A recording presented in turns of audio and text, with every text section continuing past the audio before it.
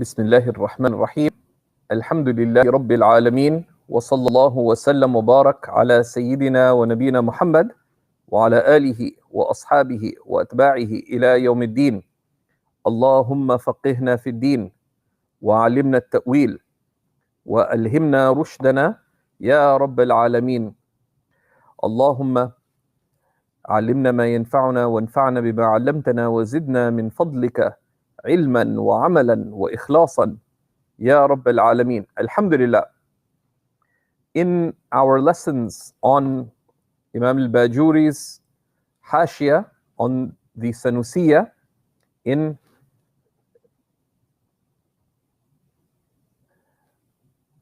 Intermediate Islamic Theology, we've reached lesson number 4.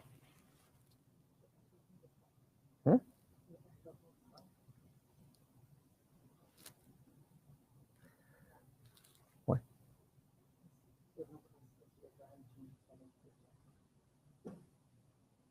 Can you change it?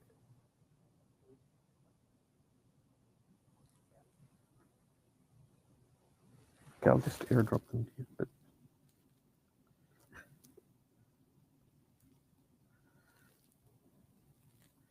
Bismillah. Tawakkaltu ala Allah.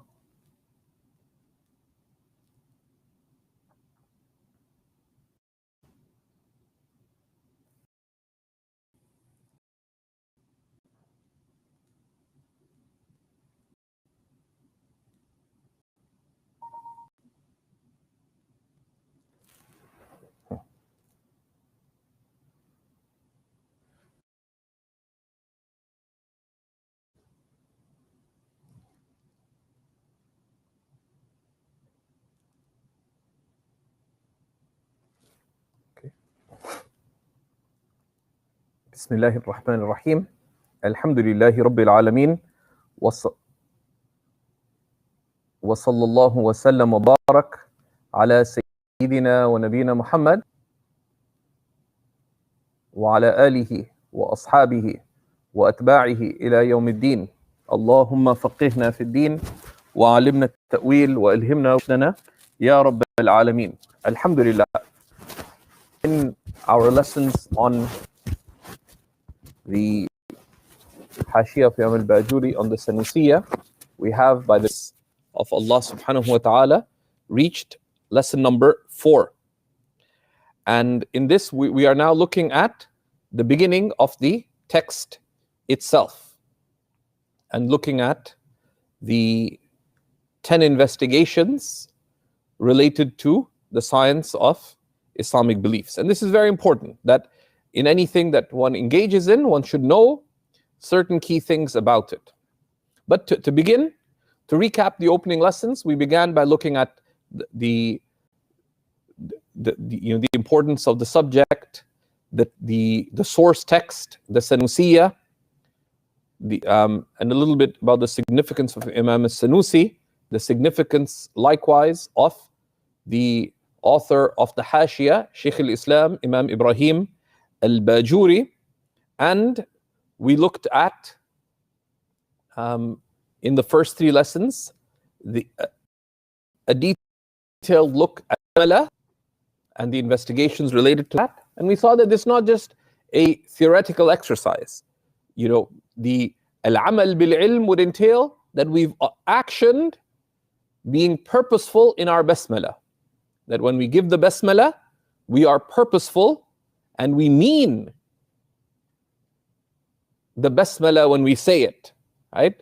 That the whole discussion on what is implicit in the basmala is not just an intellectual exercise. The purpose of the instrumental sciences, the ulum al-ala, the alatul ma'ani, they're tools to gather meanings. And insofar as that they gather meanings of practical guidance, they are useful. Whether they're just tools for scraping around here and there, they're of tangential benefit, right? But these are real benefits. And the ulama of guidance did not busy themselves with these things, right? Except for this meaning. So the basmala and what is implicit in it is, at alone, if you just took that and applied it in your life, You will cultivate faith, guidance, and good in your life. We looked at the hamdallah as well. What is the al in alhamdulillah? What is the meaning of hamd?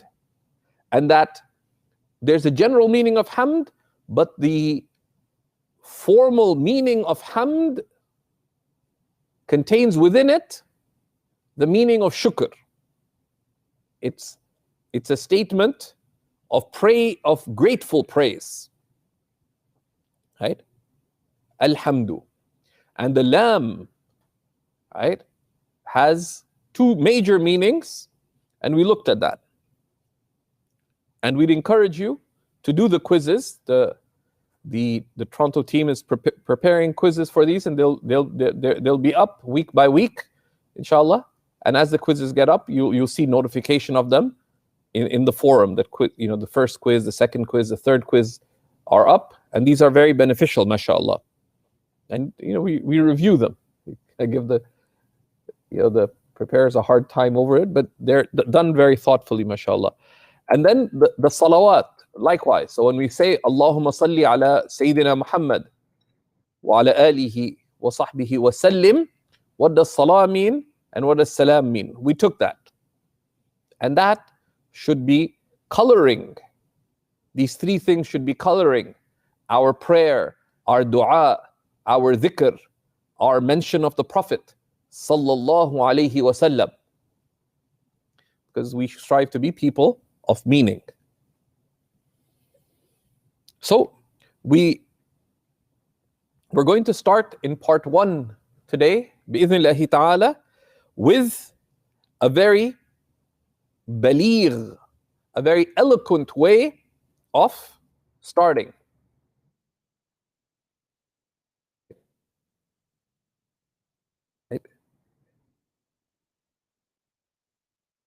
And it'd be useful for you to keep a copy of the text of the Sanusiyya with you, right? The text of the Sanusiyya itself with you. And even if you have the Hashimiyya edition, the modern edition of Hashiyat al-Bajuri, one of the unfortunate things is it doesn't put the text of the Sanusiyya on the page. A practical thing to do is to keep multiple bookmarks, right, in the text. You keep one where the matan is, where the text on its own is, or even to write out the text in full, right? So he begins, i'lam anna al-hukm al-aqli, I know that the rational ruling is divided into 3 types. So Imam al-Bajuri, and this is why it's called a Hashiya, because typically a sharh mentions the whole text and it unpacks the text, whereas a Hashiya is notes, right? So it quotes parts of the text, قوله كذا, and it explains it. So he says, so we relate with our chain through Shaykh Adib al-Kallas, Shaykh Akram Abdul Wahhab and others, back to Imam Ibrahim al-Bajuri rahimahullah ta'ala, and with their chains back to Imam al-Sanusi. قوله رحمه الله تعالى ونفعنا به وبكم اعلم إلى آخره. قال صاحب الحاشية رحمه الله إنما أتى المصنف رحمه الله تعالى بهذه الجملة لارتباط المقصود بها وللانتفاع بها. Right? So he says, اعلم, know that the rational ruling is divided into 3 types. The author began with this statement, with this expression, i'lam, meaning instead of saying, right, the typical duna amma ba'd, right, rather than saying the customary amma ba'd or wa ba'd, which is the faslul khitab mentioned according to some interpretations in the Quran, and it said that was given to Sayyidina Dawood alayhi salam, and this is from the way of the prophets as well, that their speech was clear, that they'd have an introduction to their speech, and then they'd have a formal way of switching to the main topic, and that's general. And you see this in the letters of the Prophet ﷺ, and it's an inherited practice.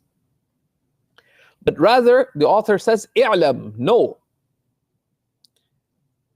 لِارْتِبَاطِ الْمَقْصُودِ بِهَا, because the purpose of this, i.e., of the subject, is related to this, to knowing. Right? بها أي بالعلم. Right? بها يعني بالعلم. Why? Because علم in Arabic يفيد القطع. Right? Because in classical Arabic, ilm is only that which is decisive. Right? Ilm is decisive. Right? So know with certainty. We could translate this, know with certainty, or be certain that. Right? Be sure that. Right? Because it's only ilm if it is certain. When you're reasonably sure, this is called dhann. Right? It could be mere reasonable surety, or dhann ghalib, overwhelmingly sure. So that's why لارتباط المقصود بها بالعلم لأنه يفيد القطع وللانتفاع بها, and in order to benefit from it, right? Also to pay attention, know, right? It's an address. So you're calling the person to pay attention and have concern. فهي مقدمة كتاب لا مقدمة علم. So this is an introduction to the book, not an introduction to the science. Right? And this is a technical differentiation. You could break it down. We don't want to spend too much time of it.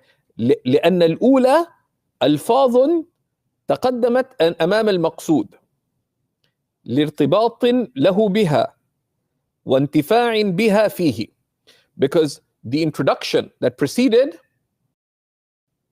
was introduction to the book and to the science. Right? So the introduction to the book are words that precede the primary subject matter with a connection in some sense to it. Right? That's an introduction to the book. وَالثَّانِيَةِ, the introduction to the science, right? The introduction to the science, this مقدمة علم, جملة معان يتوقف عليها الشروع في المقصود. Right? There's the introduction to the subject. So there's introduction to the book. You mentioned the opening supplication, etc. Mention what text it is and why, etc. That's مقدمة كتاب. Then you have مقدمة علم, introduction to the subject.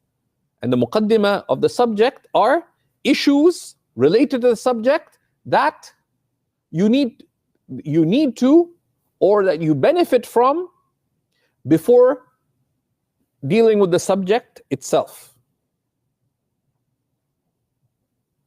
Right? And this idea of al-muqaddimat, right? Al-muqaddimat. So these are what you call, this is like a preamble. Right? There are issues that one needs to know, or one benefits from knowing, before beginning the subject. Imam al-Sanusi gathered a dedicated work, and you can read it on your own. There are lessons on it as well that are beneficial, which is called al-muqaddimat, the preambles to theology. And we talked a little about this when we started the ilahiyat, if you remember, in Sharh al-Sanusi, Sharh al-Sawi on the Jawhara. Right? That there's a range of issues, and we gave a framework of issues that different ulama cover, right? As a preamble to the study of, because Aqidah itself relates to divinity and belief in the prophets and the transmitted beliefs. This is the subject matter of Aqidah itself. But to be able to benefit from the core subject, there are preambles that are beneficial. Here, what is the preamble? Imam al-Bajuri gives us the 10 foundational investigations. This is muqaddimat ilm, to know what the science is. And the author goes into the hukum. What is the ruling? And he breaks down the rational ruling, but just as the author did in the commentary, he tells us what is the normative ruling and the legal ruling as well. So, and with that, a number of other issues come up, like what is the definition of belief? What is knowledge? A number of other things that come up as preambles to now that you know these things, now we can talk about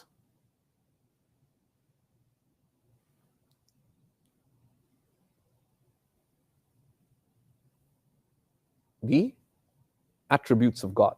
Right? أنه يجب لمولانا جل وعلا 20 صفة وهي, then he goes into that. Right? So this is a useful definition of al-muqaddimatul ilm. And like books of fiqh frequently would define the types of legal ruling, etc. to begin with. Okay. كالحد والثمرة إلى آخر المبادئ العشرة المنظومة في قول بعضهم, like the definition and the fruit, meaning the benefit of the science, and the remaining 10 issues that are gathered in the statement of some of them. And there's 3 lines of poetry that mention these 10 investigations, right? And these 10 investigations give clarity about why we are proceeding in this subject. And we're going to look at that, but this opening gives us 2 key lessons, right? One is he's saying i'lam, and many of the scholars speculated much more at length why he says i'lam, right? What, etc. And you don't have to busy yourself too much. Even the author explains. And this is considered eloquent. Why? Because generally there's a general way of expression, and the basis is that one follows norms, right? One follows norms. But if you leave an established norm purposefully and effectively, this can be eloquence.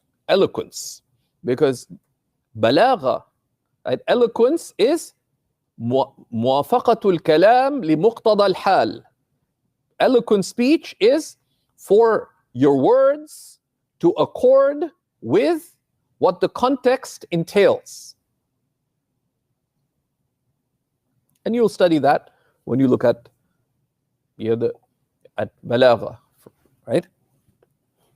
So here, this is a very suitable way of beginning something in Aqidah. And also, of course, it is inspired by the Quran itself, because Allah subhanahu wa ta'ala tells us in the Quran, He commands us, فَعْلَمْ أَنَّهُ لَا إِلَهَ إِلَّا اللَّهِ, right? As several of the commentators point out, فَعْلَمْ أَنَّهُ لَا إِلَهَ إِلَّا اللَّهِ, right? Know, meaning تَيَقَّن, be certain, without doubt, that there's no God but Allah. Okay. And these 10 investigations, we'll look at them next, right? So he says, في قول بعضهم إن مبادئ كل فن عشرة الحد والموضوع ثم الثمرة. The foundations of any science are 10. The definition, the subject, then the fruit, meaning the benefit. وفضله ونسبة والواضع والاسم الاستمداد حكم الشارع مسائل والبعض بالبعض اكتفى ومن درى الجميع هذا الشرف. And its virtue, its relationship to the other science, its founder, its name, its sources, and the ruling of the lawgiver, its legal ruling, its issues, and then Some of the scholars mention some of these and not others, but one who knows all of them has attained true honor, right? But because they have greater clarity, right? They have greater clarity. So he tells us about these 10 investigations. Now, these 10 investigations, they remind us, of course, of the Prophet ﷺ's call to be purposeful. He said in the Sahih Hadith, al-qasd tablughu, right? Remain purposeful, and you shall attain. And al-qasd entails that in anything that you direct yourself with, you have a maqsood. You have a purpose that you're seeking to attain. And you have husnul maqsood, you have a good purpose. And you have husnul qasd, bima'na niyyah, and you have a good intention. You know why you're doing it. You have a good, you know what you're seeking to attain. You have a good intention, and you take a sabilun qasid. You take a way in it that is purposeful, right? Ma'al iqtisad, with a purposeful balance in your approach, while knowing, why you're on this path and not others, and knowing what else you need to be able to benefit from the approach that you're taking. And where does this come from? And who put it together, etc. So this al-qasd tablughu, be to have purposeful purposeful pursuit with clarity and balance, right? And this should apply to everything, right? If a student of knowledge were asked, why are you using that pen? They would know that I'm using this pen because of this, and this, right? They don't do it, the intelligent person doesn't do anything randomly. That's why it behooves us to remind ourselves of the definition of al-aqil, the intelligent person, right? Al-aqil, the intelligent person, man tarji' تصرفاته, right? من ترجع تصرفاته إلى أصل ثابت, right? Is someone whose actions, meaning whose choices and actions, return to established principles, right?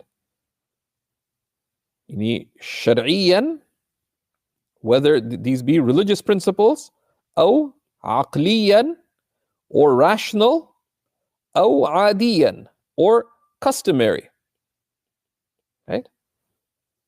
And this is the definition of Imam Ahmad Zarruq, and you can find similar definitions, right? And the good word, which is the fruitful word, is like the good tree. It bears fruit, right? أصلها ثابت, its roots are firm. وفرعها في السماء. But the farmer, when they plant they're not planting a seed, right? The farmer's duty in terms of action is plant the seed, take care of it, this and that. But why does a planter plant the seeds? Because of the seeds? No, because they're thinking of the fruits, and even more than the fruits, what will they do with the fruits? They'll feed they'll feed themselves, and they'll feed their family, and they'll be of benefit to God's creation. They're planting the seeds to seek the pleasure of Allah subhanahu wa ta'ala. They are, for the person of intelligence, the outcomes are more clear in their mind than the seed in front of them. While they take care of the moment that they're planting the seed, right? So this is very important, to be purposeful in one's actions. right? So we'll go through these 10 investigations one by one, right? So he says, so he goes through these. The first of them is al-Hadd, right? So he says فحده لغة العلم بأن الشيء واحد. فحده أي حد التوحيد, right? The definition, the حد of توحيد is العلم بأن الشيء واحد. فحده أي التوحيد, right? حده أي حد التوحيد, right? Because this is علم التوحيد. To know that something is one. وحد يوحد توحيدا, right? But it's also pointing, of course, that tawheed, though is the masdar, it's either the affirmation of oneness or the oneness that has been affirmed, right? Right? Tawheed refers to here the consequence of the affirmation, right? وحد يوحد توحيدا. It's not affirming that something is one, but the result of the affirmation, right? Which is to know for sure that something is one. العلم بأن الشيء واحد. That's the meaning in the language.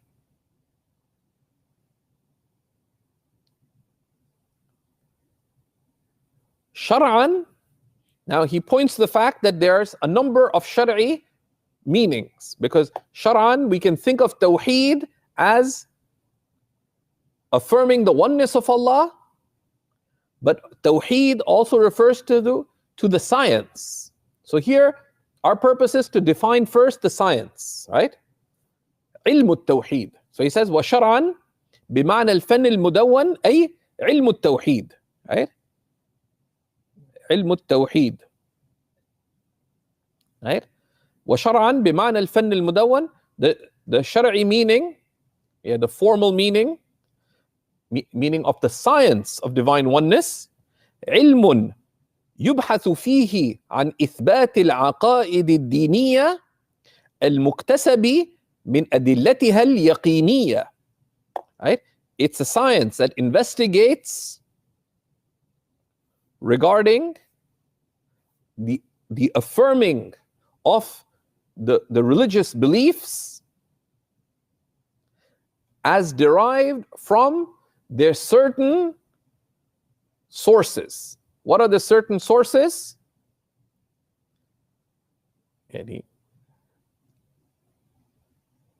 Reason and revelation, right? Because reason is a solid, reliable source of knowledge.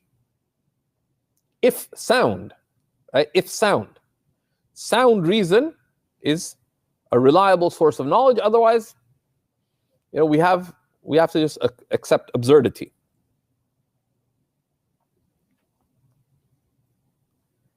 And revelation, right?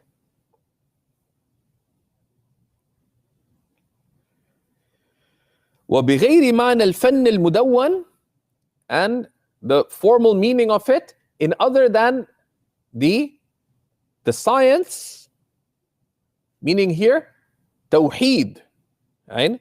Tawheed, of divine oneness, not as the science but as the religious meaning of affirming divine oneness. What does it mean to affirm divine oneness? At-tawheed, ay tawheedullahi ta'ala, right? Affirming the oneness of Allah. إفراد المعبود بالعبادة مع اعتقاد وحدته ذاتا وصفات وأفعالا, right? It is to singularize the one worshipped, God, with one's ibadah, with one's devotion, worship, submission, with complete belief in His oneness, in His entity, His attributes, and His actions. And this is These are definitions that one should have clarity about. Now, one thing, wahda, right? Right? In modern Arabic, and this is a modern, wahda has taken the meaning in modern Arabic to mean unity. Right? So you have wahdatul ummal, the union of workers. Wahdatul Arab, the unity of the Arabs. Right? Which is many things being one. Right? But ma'atiqadi wahdatihi, by believing in his oneness, i'tiqadi wahdatihi ay ma'atiqadi kawnihi wahidan. Right? Right? In classical Arabic, wahda refers to something being one. It doesn't have the sense of unifying distinct things. Anyways, that has other implications that we don't want to get into. In his entity, but with having certitude of his oneness, his wahda, in his entity, his attributes, and his actions. Okay? Because that is the most important of the aqaid of the religion, and as we'll see, all other meanings go back to this. La ilaha illallah. That is ilm al-tawheed. Waqila, and there's other definitions, and these definitions have various uses. Waqila, ithbatu dhatin غير مشبهة غير مشبهة للذوات ولا معطلة عن الصفات. Another definition of tawheed is to affirm an entity that does not resemble any entities, nor is it bereft of attributes. Right? So it's affirming an entity, meaning the necessarily existent entity that has no point of resemblance to any other entity. Right? غير مشبهة للذوات ليس كمثله شيء. Right? There's no point of comparison between God and his creation. So we affirm an entity, right? i.e., the necessarily existent entity of God, with absolute distinctness, right, to any other entity, and a fortiori, or its attributes or its actions, but not bereft of attributes. Why? Because when you describe the divine, right, how you describe the divine through attributes, that is when the analogical human mind naturally draws comparison. Allah knows, and we think that Allah knows like we do. Oh, if I do it, oh, Allah will know. It's not Allah will know, He knows, right? Allah is not waiting for the score, right? تقدمت كل الكائنات حديثها, right? And nor bereft of attributes. Okay. Okay. So none shares in the meaning of divinity with Allah. There's no tashbih, but at this same time, we affirm the attributes affirmed by revelation and confirmed by reason. Right? And this is, and here you can, there's a number of good definitions given in the footnotes of Allama al-Anbabi, right? He gives a few other definitions and they're useful, right? And I don't encourage reading all the notes because sometimes it's an effort to understand Imam al-Bajuri, and sometimes al-Anbabi and al-Ujhuri add to the complication. But here, Allama al-Anbabi gives a number of good definitions, and at the very least, there is a good definition from Sa'd al-Din al-Taftazani, right? Which is similar to the definition given by Maulana al-Bajuri, but it helps to have these definitions. Okay. So that's the definition. Of course, this is the definition of ilm al-Tawheed as a science, right? Right? There's generally the meaning is to affirm oneness for something religiously. There's broadly two definitions, right?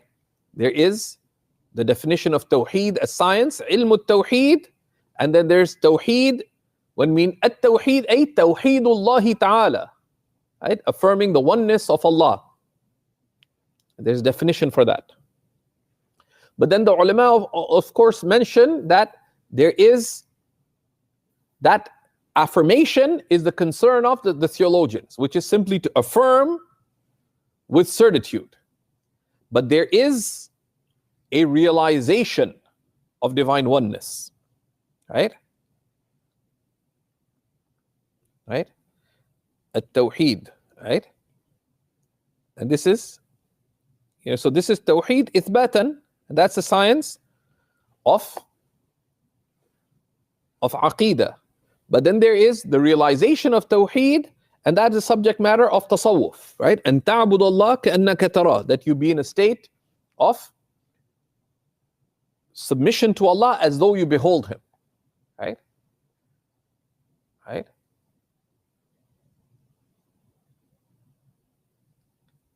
Right? And that's the subject of experiential spirituality. But that is يعني معان صارت عيانا. It is meanings that the mind affirms that are now realized and beheld. Right? And sometimes they refer to that as tafreed, right? Or ma'rifah, or awareness of divine oneness, right? Or when that becomes clear, mushahada, beholding, which is, and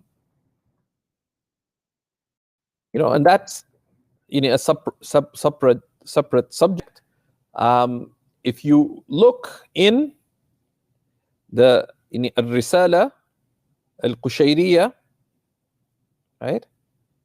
He has a section on the beliefs of the early Muslims, right?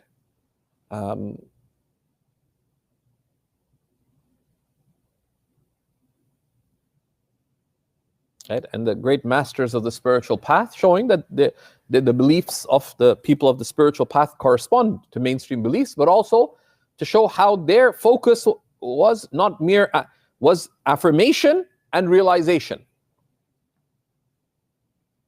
Right? But that's outside our scope, but it's important to point out because that is our aim, right? As one of the poets said, ilm al-Tawheed kashf al-ghuyum, asl al-tafreed an la takun, right? That the true knowledge of divine oneness is to remove clouds, remove that which veils you from Allah. And the reality of tafreed, of singularizing, and la takun, that you cease to be, right? That Allah becomes more real to you than you yourself. Okay? Anyways, that's a separate scope.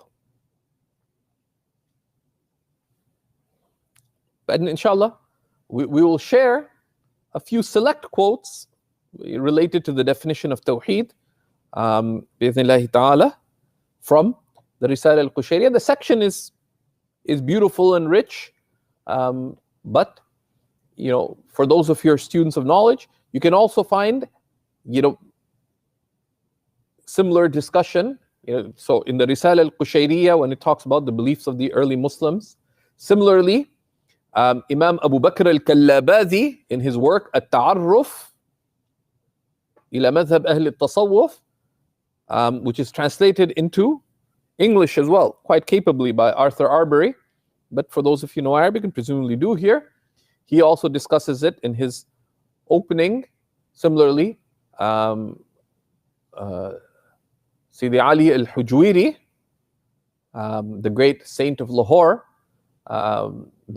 famous as Data Ganj Baksh, although he didn't like the city of Lahore and frequently refers to it as this God-forsaken city, but he died there. And he's deeply loved by its people.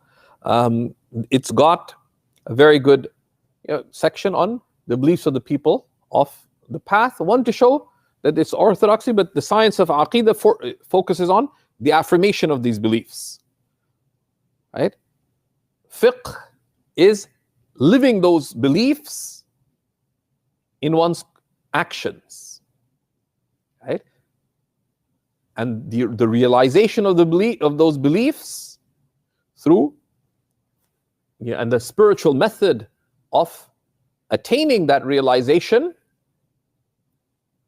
that's ihsan, that's tasawwuf. And the three come together because you need to have sound belief about God and his messengers and the hereafter.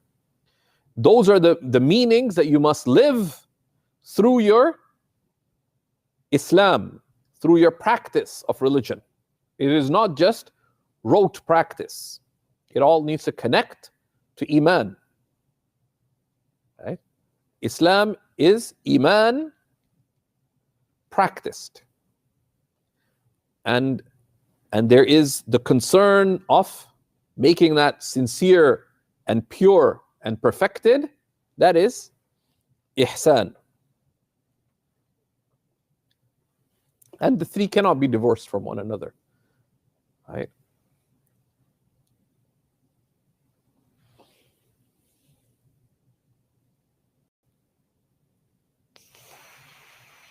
Okay, so that's the definition.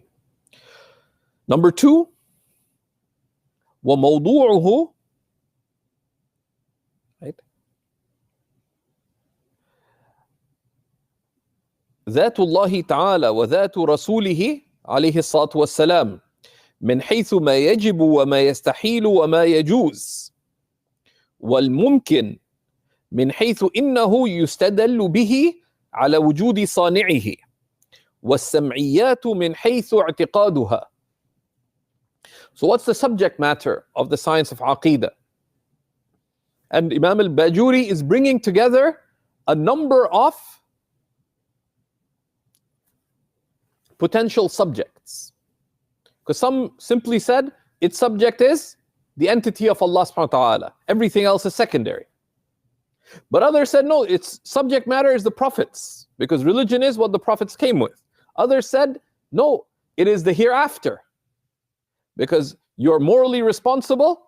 It all comes, all of your life is summarized in the question. Right? Others said no, it's the mumkin. It's creation. Inna fi khalqi as-samawati wal ard wa ikhtilafi al-layli wan nahar la ayat. Truly in the createdness of the heavens and the earth, these are all the mumkin. Right? In the possible, because the possible, the fact that the possible exists is originated entails it has an originator. Insofar as that is created, it requires a creator. So this is why, but he says no, all of these are the subject matter of Aqidah. So he says it is the entity of Allah, that's the primary subject, Allah himself, and the entity of his messenger sallallahu alaihi wasallam, insofar as what is necessary, absurd, and permissible to affirm about them, and the possible insofar as it is used as sound evidence to affirm the existence and attributes of its originator. and the transmitted beliefs insofar as it is necessarily established that we must affirm them. Okay, so this is the subject, and this covers the three areas, the divinity, prophetology, and the transmitted beliefs, and the focus on the mumkin, originated things, insofar as they point to the originator, right? And there's several lines of reasoning related to that. Okay.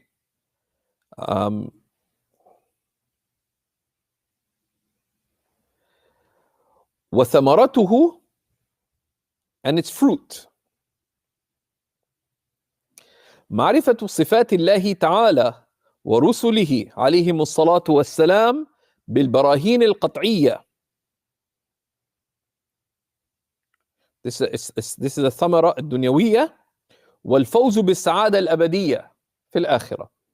So it's the third thing to know is what is the fruit of the science of beliefs. The fruit, the thamara, meaning the benefit, is twofold. There's a worldly benefit and a salvific benefit. So the worldly benefit is to know the attributes of Allah Most High and the attributes of His messengers, peace be upon them, with decisive proofs. Right? So that one has yaqeen. Right? So one has yaqeen in this life. So one answers the divine call, fa'lam. So know, meaning tayaqqan. And the next worldly benefit is success, is victory with eternal felicity, as-sa'ada al-abadiyya. So that's the third the fruit of this science. The fourth is its virtues, fadl, right? And of course it has fada'il, it has many virtues, right?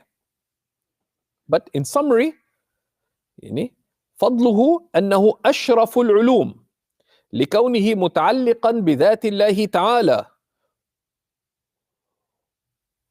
وذات رسله عليهم السلام وما يتبع ذلك، والمتعلق بكسر اللام بشرف يشرف بشرف المتعلق بفتحها. So its virtue is that is the most noble of the sciences, insofar as that it is related to the entity of Allah and the entity of the person of Allah, the person of the prophets, peace and blessings be upon them, and the issues related to them.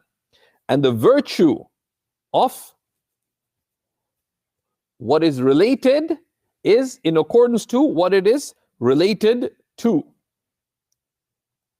Right? So this knowledge, the virtue of the knowledge, is in accordance to what is known through it. That's the muta'allaq.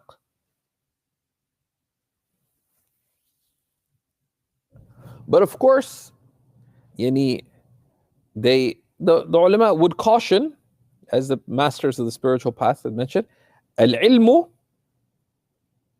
يدعوك للعمل به على مراتبه. Right? Knowledge calls upon you to act upon it in accordance with its levels. Right?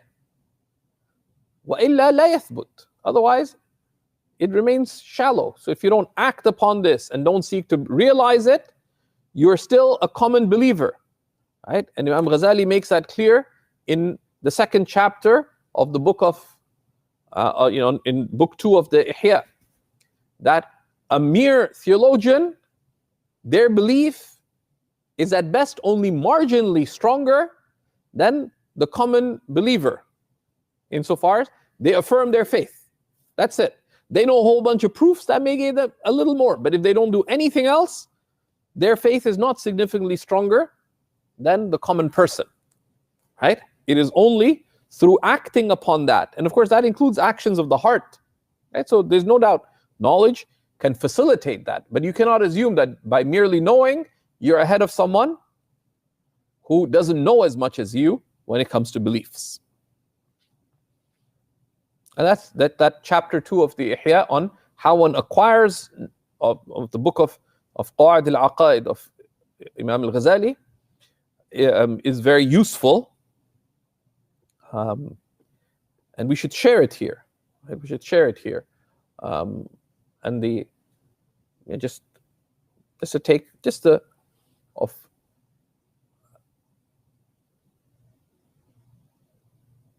and it's available. Of course, he has there in Arabic. There's a function. There's now a good scholarly translation by Dr. Kenneth Honorkamp on Sheikh Abdul Hadi Honorkamp of book 2 of the Ihya. I think it's by Dr. Honorkamp. But it's also online in a reasonable translation, right?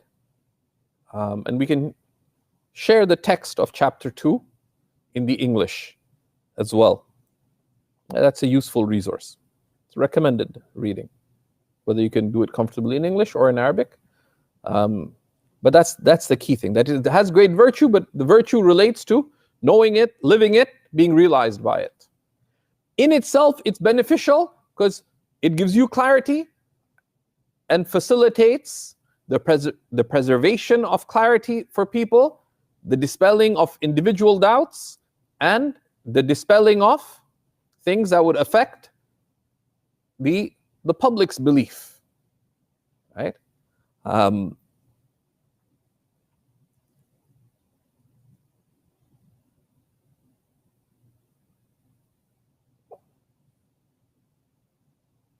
But the role of the theologian is like the guardians at the gate, right?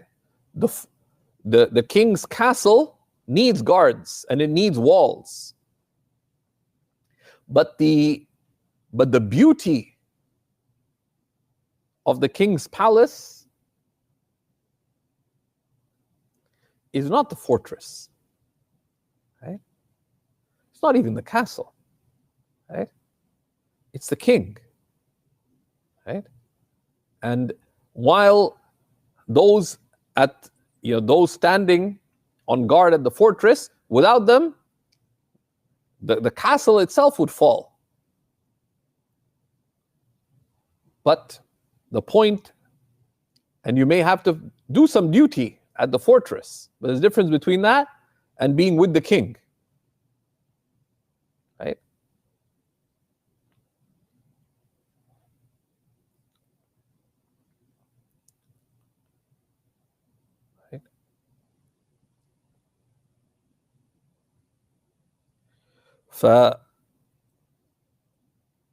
The fifth, وَنِسْبَتُهُ أَنَّهُ أَصْلُ الْعُلُومِ.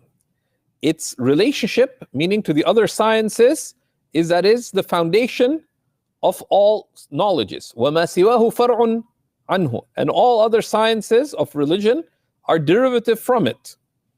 Because we only worship because there's one worthy of worship. We only obey because there's one worthy of obeying. We only act in accordance with certain norms of good conduct and character because there's one who's commanded us to be that way and whose pleasure we seek.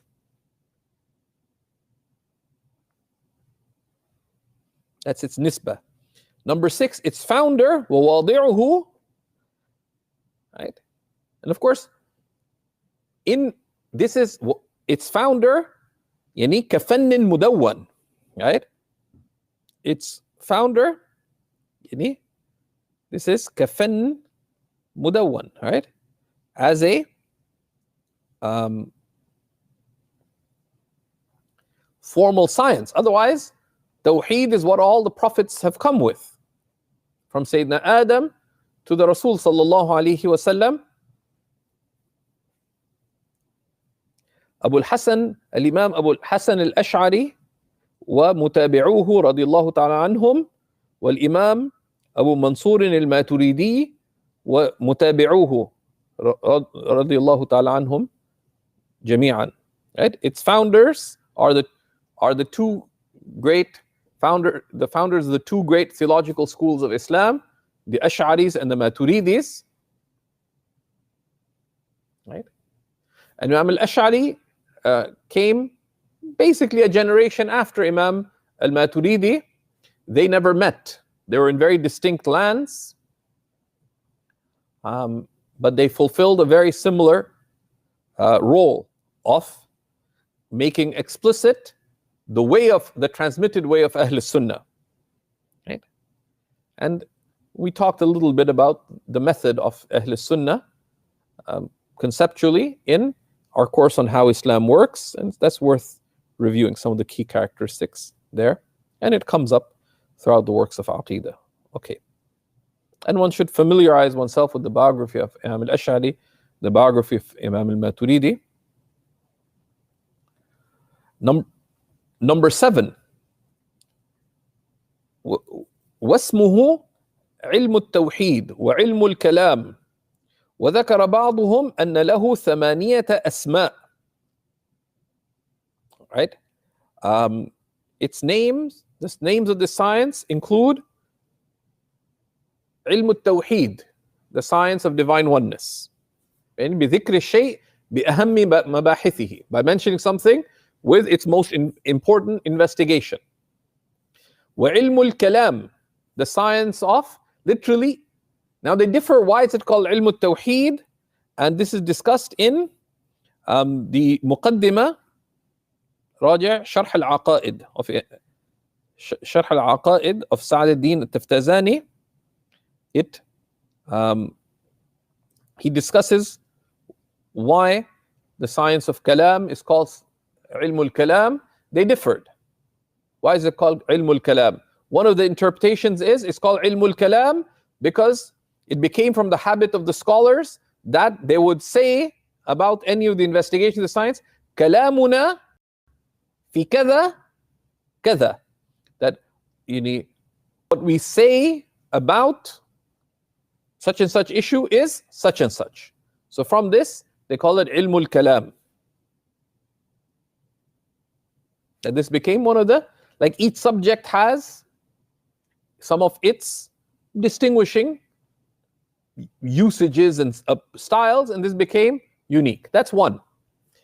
Another reason would be that frequently you name something by a distinguishing matter. Right? And that's how, for example, the surahs of the Quran are named, right? Is the subject matter of Surah al-Baqarah the Baqarah? No, but this is something. That's why some of the Salaf used to refer to the surahs as Suratun Tuthkaru fiha al-Baqarah. Right? They used to say it like this, and you still find that in some of the tafasir. Right? So one of the early major issues where there was significant difference was on the attribute of kalam, of divine speech, right? Between Ahl Sunnah, right, who affirmed divine speech without negating what is affirmed and without falling into anthropomorphism, and between the literalists on one side who over-affirmed and the rationalists who negated there being eternal divine speech. And you should be familiar. That's another reason it's called ilm al-kalam. Another reason it's called ilm al-kalam is because training in this science يورث القدرة على الكلام وقوة الحجة. That this science gives you the ability to speak with confidence and to have strong proofs about what you're talking about. Right? That you don't just say, well, we believe in God. Why? Well, because, and you just talk in generality. You can speak about the most important thing with قوة في الكلام وقوة الحجة.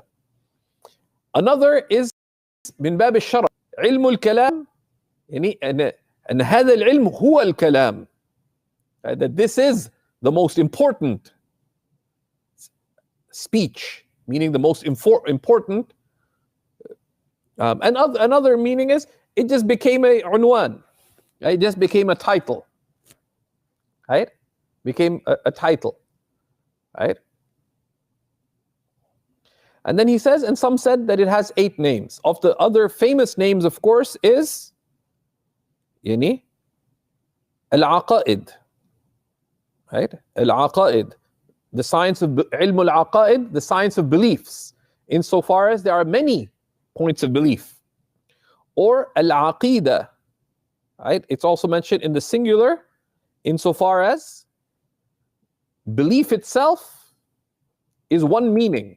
You either believe or you don't. Some also call it al-Iman, ilm al-Iman, the science of belief, right? Science of faith. And there's other names as well. Some of the early Muslims call it ilm al-Asma'i wa sifat, the science of the names and attributes.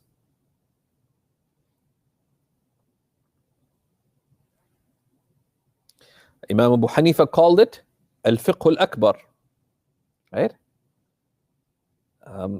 Right? The greater fiqh, because fiqh is deep understanding. So fiqh, right? You can translate fiqh is religious knowledge. There's a higher religious knowledge, which is the knowledge of faith, and the general religious knowledge, which is the religious knowledge of human actions, of the rulings related to human actions. So these are some of the other names. It's worthwhile to know those. So we talked about, it's called, he mentioned 2, right? Ilm al-Tawheed and Ilm al-Kalam. We try to explain a few of the reasons for it being called Ilm al-Kalam. And you should grab that. But also it's called Ilm al-Aqidah, Ilm al-Aqaid, Ilm al-Iman, al-Fiqh al-Akbar, Ilm al-Asma' wa sifat, right? And it has other names too, right?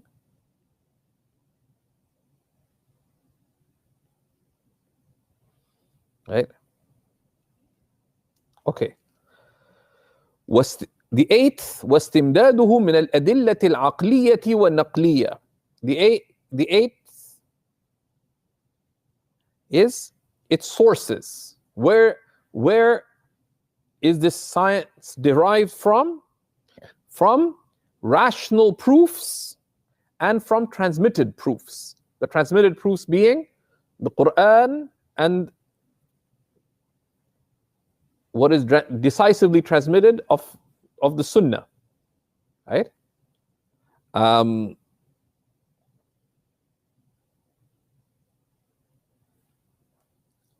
because to affirm beliefs, one requires reason, as the Quran makes clear. We'll be looking in this class, in the Sanusiyya, at the issue of the types of affirmation, the types of hukum, right? There's a separate line of discussion is, what does it mean to affirm something to begin with, right? Right? And that's what Imam al-Nasafi, and this of course, don't get confused by your Nasafis, right? Because there's many Nasafis, but because there's Abu Mu'in al-Nasafi, who is one of the greatest of the Maturidi theologians. Abu Mu'in al-Nasafi, 6th century, wrote Tabsiratul Adilla and other great works. But the Aqaid al-Nasafiyya is not by him.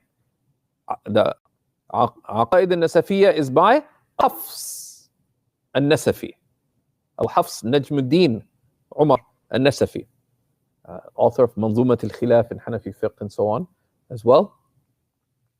and the great tafsir that's been recently published, at-Taysir fi tafsir. The most important Nasafis are three. Abu Hafs al-Nasafi, also known as Najmuddin al-Nasafi, the author of many important works, amongst them the Aqaid al-Nasafiyya, great theologian. Number two is Abu Mu'in al-Nasafi, the author of Tabsiratul Adilla and other brilliant works of Maturidi Kalam. And number three, and these are both 6th century scholars.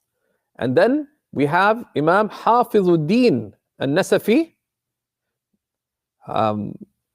who died in the year 710 or 711 or possibly before that.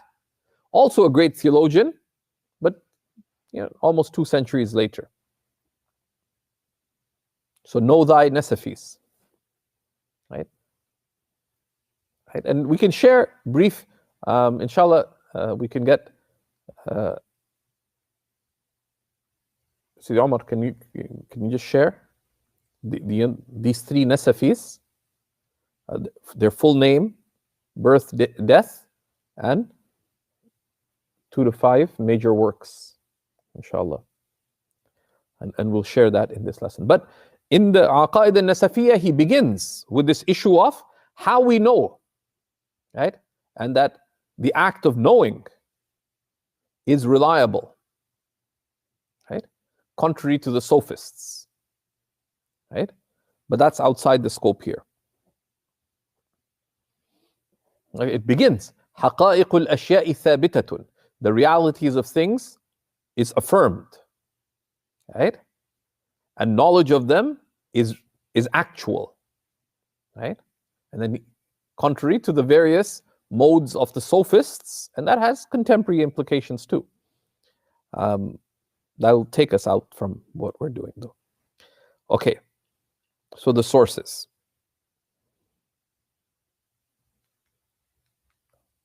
The 9th, وَحُكْمُ الشَّارِعِ فِيهِ, the legal ruling, literally the ruling of the lawgiver regarding it. الوجوب العيني على كل مكلف من ذكر وأنثى, that it is personally obligatory upon every morally responsible person, male or female. This is what is personally obligatory, is to know, is to believe with sound beliefs, right? To know with sound beliefs, right?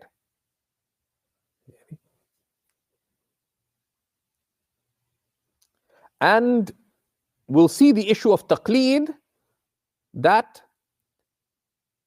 personally obligatory, and for the one able to know why they believe, it is obligatory to know, even in a very basic sense, why you believe it, even if it be a very general proof.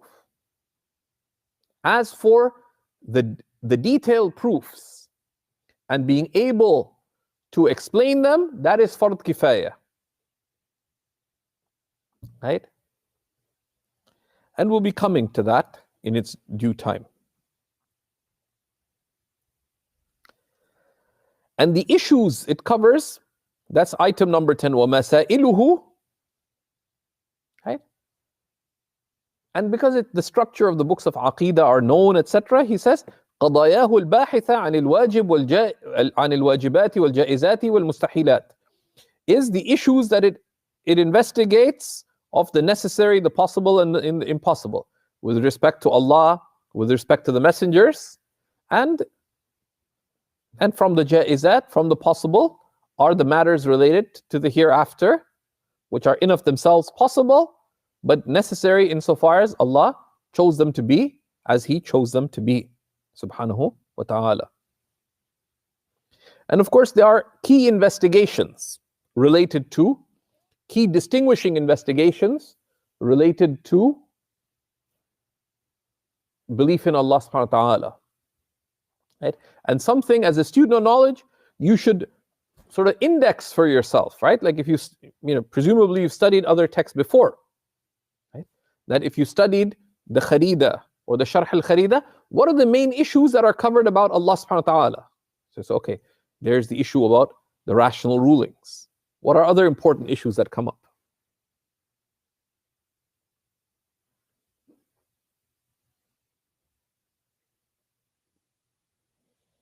The rulings of affirming power or otherness to other than Allah.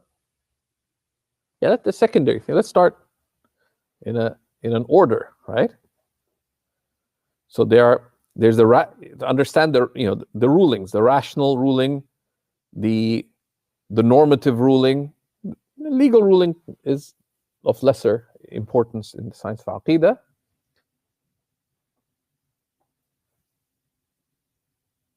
But the normative rulings are important for the reason that we'll see, right? Because of the issue of affirming power and ability to other than Allah, etc., which is a type of lesser shirk, right? But then we come to the issue of what do we mean by the divine? What do we mean by al-ilah? Then what do we mean by then the attributes? What we mean by an attribute, the different types of attributes, etc. What are the key investigations there? The issue of ta'alluqat, the relationships of the divine attributes, etc. So one should have a mental index of key issues.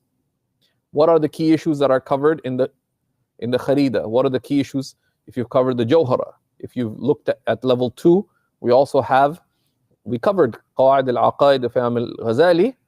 What are the key issues that are covered, right? And that if someone said, okay, explain what are the main things in the Kharida? You have a mental map. It covers this, and you can define all those things, right? So, and that way you can also have sort of mentally mapped out what are the key things that are covered in the Kharida versus the Jawhara versus the Sanusiyya, right? So one has a clear mapping of these issues. But that's your effort. Then he discusses a point that ولا يخفى أن اعلم موضوع لأن يستعمل في خطاب معين لكن استعماله هو المصنف في خطاب كل ناظر في هذه المقدمة ممن يتأتى منه العلم. This is a nuance that here he says that know that when the saying no, i'lam, is originally used to address one particular.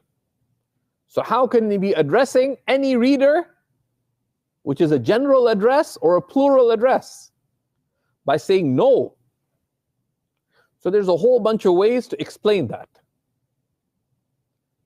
Right? And this goes to applying the tools of the instrumental sciences, right?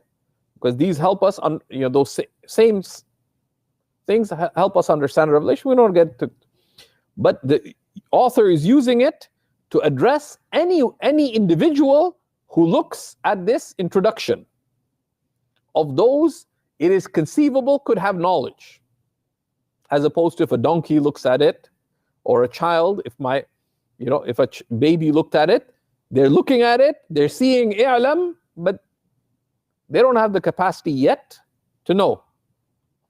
فإن قيل لما خالف المصنف عما هو عادة المؤلفين من التعبير بأما بعد مع أن الاتباع خير من الابتداع, right?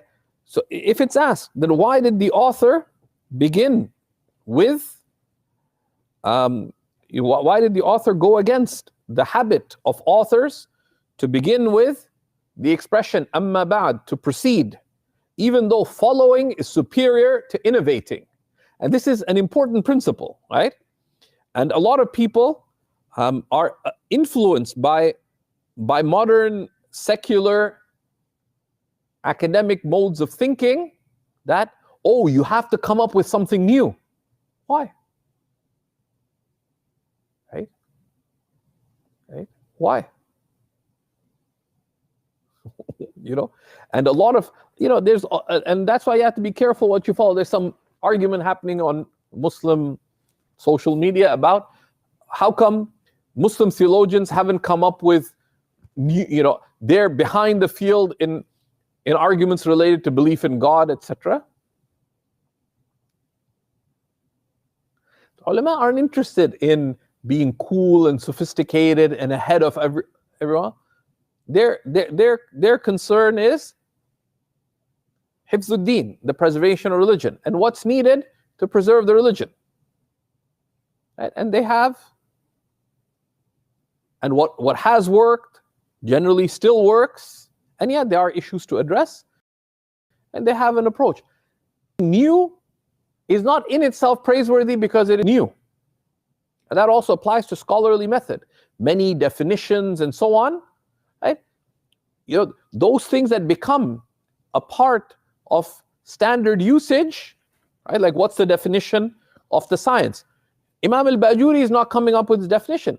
It's been defined similarly before, or exactly the same way before. And he's giving that definition. He may tweak, refine, whatever. But that's, the ulama see that their role is a continuity. Right? And that following is superior to innovating, unless the innovation has clear benefit. Right? So just coming up with something new is not intrinsically meritorious. Right? فَأَدَّاهَا كَمَا سَمِعَ, as the Prophet ﷺ said, right? Right? نَضَّرَ اللَّهُ امْرَأً سَمِعَ مَقَالَتِي فَوَعَاهَا فَأَدَّاهَا كَمَا سَمِعَ. Right? May Allah illuminate the countenance of one who hears my words, understands them completely, and who conveys them as they heard them. That's the continuity, but the continuity may change بِمُقْتَضَى الْحَالِ, as circumstances entail. If you're in more sophisticated audience, you may use some higher language. If you're in a more general crowd, you may use easier language. The examples you use, etc. Sometimes you may need to recast it in frames of reference the person needs. But it needs to be purposeful. So purposeful change can be praiseworthy, depending on the intention, the purpose, the method, the consequences. Right? So why did he use a different expression? أجيب بأنه خالفهم للتنبيه على أن غير العلم لا ينبغي لا يبتغى سببا. He chose a different starting point in order to give a reminder, للتنبيه, that other than knowledge should not be sought as a means. فابتداعه لنكتة حسنة. So this ibtida', this distinct approach, this innovation was due to a good meaning. وهي التنبيه المذكور, and it is this mentioned reminder. ومحل قولهم الاتباع خير من الابتداع إذا لم يكن لتلك النكتة. And they're saying that following is better than innovating is when there isn't a purpose behind the doing things differently. Then he goes into an issue which is والتحقيق أن العلم والمعرفة مترادفان. And the verified opinion is that knowledge, that ilm and ma'rifah are synonyms for knowledge. So they are essentially synonymous. إلا أنه يطلق عليه على الله تعالى عالم دون عارف. But we refer to Allah as alim, but we don't call him arif. One reason, because Allah's names are taken by tawqif. وَاخْتِيرَ أَنَّ أَسْمَاءَهُ تَوْقِيفِيَّةٌ. The chosen opinion is that Allah's names are affirmed through transmission. So what the divine name al-Alim or al-Alim has been transmitted, there is no transmission of the name Arif. And there's a wisdom behind it, which is لأن المعرفة تستدعي سبق الجهل. Because ma'rifah entails, or قد تستدعي, can entail it being preceded by not knowing. Meaning, I came to know, right? So ma'rifah has the sense of coming to know, being in a state of not knowing and then coming to know.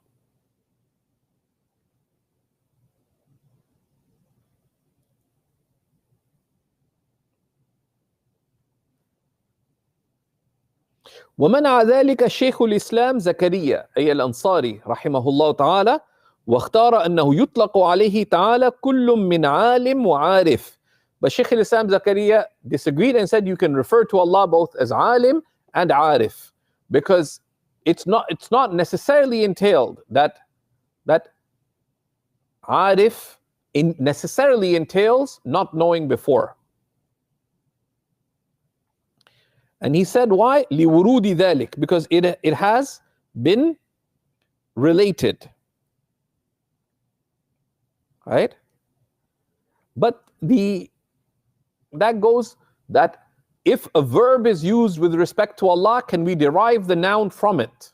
And this is based on the hadith that is in Sunan al-Tirmidhi, right? And the footnote, the editor is kind of out to lunch when it comes to hadith referencing, I'm sorry to say. تعرف إلى الله في الرخاء يعرفك في الشدة, right? That right? You can see it, it's referenced in the hadith of Ibn Abbas, right? Hadith 19 of the 40 Nawawi. And and if you were to look in any of the scholarly commentaries that pay attention to the chains of transmission, like Ibn Rajab al-Hanbali, for example, you can see the referencing in detail, especially Ibn Rajab, who's a brilliant hadith master, besides other things. He references it, right? So don't, sadly, he's kind of out to lunch over here. So anyways, and that's a difference of opinion about that. If a verb has come, a verb is used for Allah. Ta'arraf ilallah, come to know Allah in ease. Ya'rifka fi shiddah, He will know you in difficulty. From that, can we call Allah subhanahu wa ta'ala arif? And it is a position, but in general, no, we wouldn't. Right? لا يقال إذا كان التحقيق أن العلم والمعرفة مترادفان فلما عبر المصنف بإعلم دون إعرف. Then it says, and we don't say that if the chosen position is that knowledge and coming to know, ma'rifah, are synonymous, why did he say إعلم and he didn't say إعرف؟ لأننا نقول عبر بإعلم لأنه لفظ القرآن. He used the term إعلم because it's the Quranic wording. قال الله تعالى فاعلم أنه لا إله إلا الله. So know that there is no God but Allah. So there we see the إعلم and the opening investigations. And the fact, ilm and ma'rifah are synonymous. But this is also this idea of coming to know. This is why the theologians, of course, have a definition of ma'rifah. The theologians have a certain definition of ma'rifah, right? Which is the first duty of the morally responsible person is to come to know Allah, right? And you can cross-reference this with the Jawharat al-Tawheed, from the opening section, right? And other texts, that the first duty upon the morally responsible is to come to know Allah subhanahu wa ta'ala, right? That's one usage of ma'rifah, right? Because you're not born knowing Allah subhanahu wa ta'ala. So to come to know Allah subhanahu wa ta'ala. And upon coming to know Allah, to accept that. And that's the definition of Iman, right? They define, amongst the definitions of Iman is Hadithun Nafs at-Tabi' lil-Ma'rifah. It is the personal affirmation that comes after knowing, right? So you know the truth, Araftu anna Allah wahid, then you said qabilt, I accept. And that Hadithun Nafs at-Tabi' lil-Ma'rifah, that self, that acceptance of the self, literally that self-talk, just يعني قولك لنفسك قبلت, right? As it were, that is Iman. And there's other definitions of Iman. We'll see that in upcoming lessons, inshallah. But there's also, of course, a significant thing. This is why the scholars of spirituality talk about the experiential knowledge of Allah subhanahu wa ta'ala as ma'rifah. But of course, the usage of the theologians is one thing. They're talking about this believing. It's called ma'rifah, right? Right? It's because you know first and you accept that knowledge, that's Iman. So the theologians talk about ma'rifah, right? Which is to know the truth, ma'rifatul haqq, thumma qabuluhu, that is Iman, right? But you can't believe it until you know it, right? So the first duty is to know the truth and then to accept it, and those two things together, that act of accepting the truth is Iman, right? At-tasdeeq, right? But once you believe, coming to know it experientially, ذوقا وحالا, right? وعيانا, and to behold those meanings, that is what the scholars of spirituality refer to as ma'rifah. And ta'bud Allah ka'annaka tarah, to have that active consciousness of the divine. Right? So you don't just affirm with you don't just accept in your heart that la hawla wa la quwwata illa billah, but you are actively conscious of that meaning. You don't just accept that hasbunallah wa ni'mal wakeel, but you're conscious of that meaning. You don't just accept la ilaha illallah, but you are living that meaning. Right? And the key to that is, as we'll see later in the text, is dhikr of Allah subhanahu wa ta'ala. And then next class we're going to begin by looking at the rulings, and in general, and the rational ruling in particular. So he says, أن الحكم العقلي, قوله أن الحكم العقلي, that the rational ruling, right, is divided into, right, three types. ينحصر في ثلاثة أقسام, right, is one of three types. So here the author will introduce us what is a ruling, and that there are three types of rulings. The author, Imam al-Sanusi, talks about in the matan itself with the rational ruling. Why? Because that is the direct subject matter of aqeedah. But anything the mind can affirm, right? Anything the mind can affirm, of course, and we're only talking about the mind. Why? Because what do we affirm with? Right? Right? The alatul idrak, the only instrument we have for for affirming meanings is our intellect. Even though the asbabul ilm, the means of knowledge, are various. Right? We can, by reflection, we can acquire meaning. By hearing knowledge, we can acquire meaning. By our sensory experiences, we can acquire meaning. By observation, we can acquire meanings. These are asbabul ilm, and they discuss them in their due places. However, all of these are asbab. Al-hakim fil insan huwa al-aql. Right? The aql discerns and affirms. Right? Right? Right?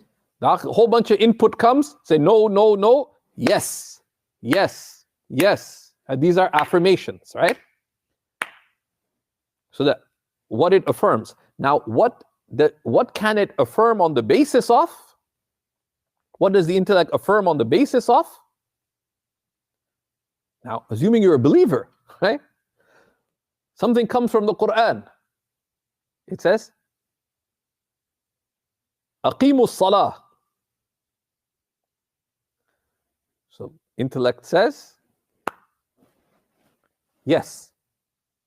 That's the hukm shar'i. Right? So imagine the aql is like the accountant. Right? Right? So let's say the shaitan gives an idea. Jump out of the window. No. Right? Ignore it. But what it affirms could be soundly, could be affirmed either through revelation, right? بواسطة الشارع, right? So we can look at it in this manner, right? That what is affirmed is of three types. Anwa' al-hukm, right? So we'll see, and we'll read this next class, but that the what is affirmed, right, i.e. by the intellect, and the hukm, as we will see, is ithbatu amrin li amr, affirming something for another, or negating it, right? So for example, prayer, you say obligatory. Why do you say prayer is obligatory? Because the lawgiver has said it's obligatory. That's the hukm al-shar'i, right? But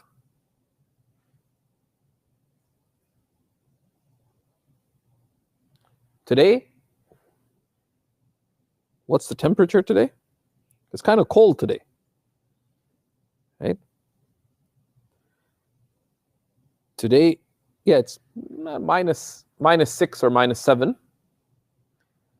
Right? Adi, right? Is saying it's cold today a rational ruling?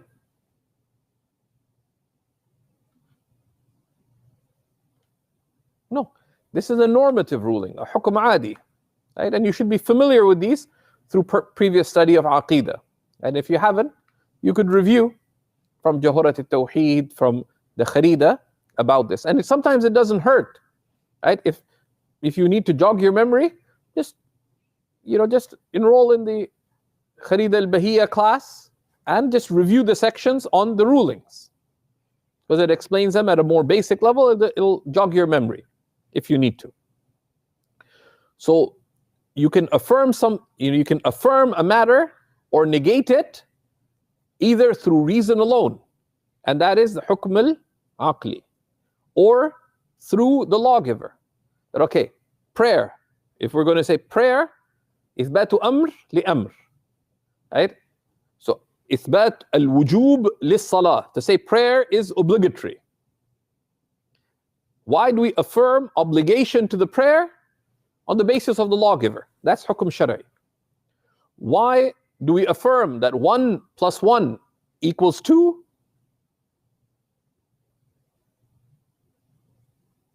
By reason alone. Right? Actually, we don't need observation to affirm that. Right? So we'll see what does the intellect affirm, right? And this is reason alone without observation. Anything affirmed through observation is the hukm al-adi. Right? And the hukm al-adi is important because it gives us a basic framework on how we observe, how we understand all phenomena, however apparently stable. Rationally, all phenomena its existence is merely possible. Aqlan, this world, what does the intellect say? Mumkin. Right? The theologian walking through life, it's simple. What would you say about anything besides Allah subhanahu wa ta'ala? Mumkin. Right? Yeah, it is mawjood, but it's mumkin. Right? So this breakdown is what we'll be looking at next. So we'll just read the opening of it. So he says, rahimahullah ta'ala, that قوله أن رحمه الله أن الحكم العقلي قال إنما اقتصر المصنف رحمه الله على الحكم العقلي دون أخويه وهما الحكم العادي والحكم الشرعي لأنه أي الحكم العقلي المحتاج إليه في هذا الفن دونهما. The author in his matan only mentioned the rational ruling and not its associated rulings, which are the normative ruling, the hukm al-adi, nor the legal ruling, the hukm al-shar'i, because it, i.e. the rational ruling, is what is needed, al-muhtaj ilayhi, and we can say here asalatan, right? Originally, fi hadha al-fan, in this science, not the other two. But the other two are needed. Why? The legal ruling is needed to know that the obligation to believe is a legal obligation. You are morally obligated to believe. And the normative ruling is important in order to understand causality and the relationship between cause and effect, between your choices and results and all things around you. Everything in this world operates according to al-hukm al-adi, to ahkam adiyya. Right? So it's important secondarily. And in our times particularly, and in recent centuries, it has had greater importance because it gives us clarity on how we interface with this world. These are all asbab and musabbabat. These are all causes and their observed effects. The relationship between these causes is there's a rabt adi. There is a normative connection between the sabab and the musabbab, between the observed cause and the observed effect.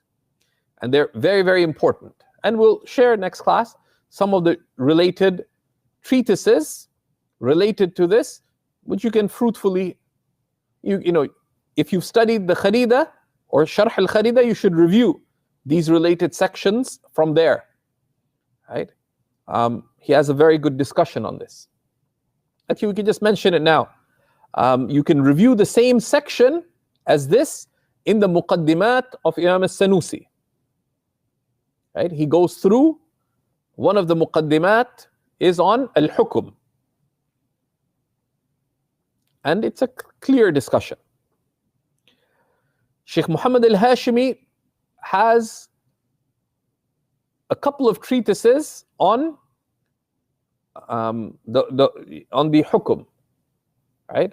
Both in his Sharh Nazm Aqidat Ahli Sunnah, in his explanation of his brief poem on the beliefs of Ahli Sunnah, and in a little more detail in Miftah al-Jannah, Sharh Aqidat Ahli Sunnah, in his brilliant work, Miftah al-Jannah, the key to paradise, in explaining the beliefs of Ahl Sunnah.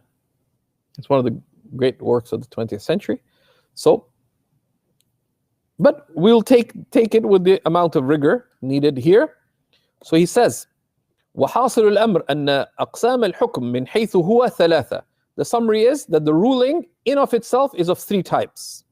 And he'll break this down. So we'll continue from here.